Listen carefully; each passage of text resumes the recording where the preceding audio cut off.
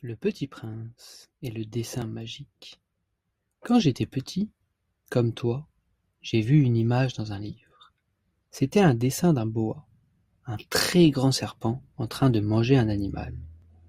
Le dessin montrait un serpent tout rond, comme un chapeau. Il avait mangé un éléphant entier. Mais on ne le voyait pas. On voyait juste une bosse dans le serpent. Alors j'ai pris un crayon et j'ai fait mon propre dessin. Voici ce que j'ai dessiné. Un chapeau? Non, ce n'était pas un chapeau. C'était un serpent boa qui avait avalé un éléphant. Mais quand je montrais mon dessin aux grands, ils me disaient toujours « C'est un chapeau !» Alors, j'ai essayé de leur montrer l'intérieur du serpent. J'ai fait un autre dessin avec le boa ouvert. On voyait bien l'éléphant dedans. Mais les grandes personnes disaient « Laisse tomber, les serpents, dessine plutôt une maison ou un monsieur avec une cravate. » Alors, j'ai arrêté de dessiner. Mais moi, dans mon cœur, je savais que mon dessin n'était pas un chapeau. Et toi, mon petit, dis-moi, tu vois un chapeau ou un serpent qui a mangé un éléphant? Mais un jour, quelque chose de merveilleux est arrivé. J'étais dans un avion volant au-dessus du désert et mon avion est tombé. Tout seul, en plein sable, il n'y avait personne autour. Pas une maison, pas un arbre, pas une goutte d'eau. La nuit est passée, toute noire, mais au lever du soleil, quelqu'un s'est approché de moi, tout doucement. C'était un petit garçon, tout blond, tout calme. Il avait une écharpe et des yeux brillants. Et il m'a dit « S'il te plaît, dessine-moi un mouton. » Je suis resté bouche bée. Un mouton? Au milieu du désert? Qui est ce petit garçon? Alors j'ai cherché un crayon, mais je ne savais plus dessiner. Je lui ai montré mon vieux dessin, celui du serpent boa qui avait mangé un éléphant. Tu te souviens? Le dessin que les adultes prenaient pour un chapeau.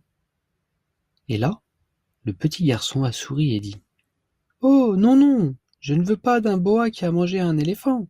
C'est trop dangereux. Moi, je veux un mouton. » Alors, j'ai essayé. J'ai dessiné un mouton maigre, un autre trop vieux, mais il n'était jamais content.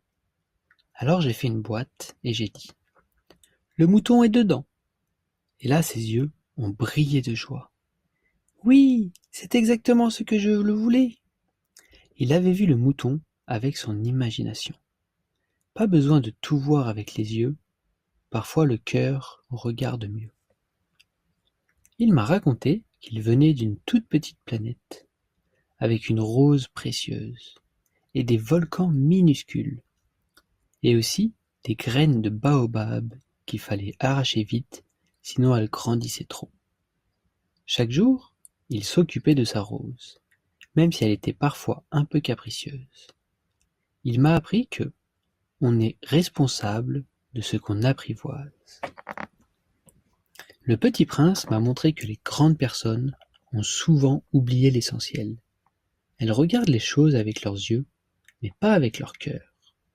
Elles veulent savoir combien coûte une étoile, mais elles ne la trouvent pas jolie. Elles veulent savoir combien pèse un mouton, mais pas s'il est heureux.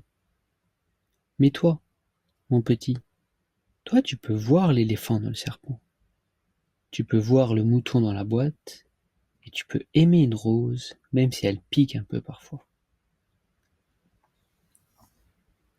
Fin. J'espère que cette histoire, qui était un peu différente de d'habitude, tu l'as appréciée, mon petit Louis. Et oublie pas, l'essentiel est invisible pour les yeux, on ne voit bien qu'avec le cœur. Alors n'oublie jamais, mon Louis, d'imaginer, de poser plein de questions, de rêver et de voir ce que les grands oublient de regarder. Faut que tu restes un grand enfant toute ta vie. Un peu comme ton papa. Oh, j'entends quoi? Alerte, alerte, oubliez pas le câlin. Alerte, alerte, le câlin et le bisou à maman. Vite, gros câlin. I love you so so much, mon petit mecton.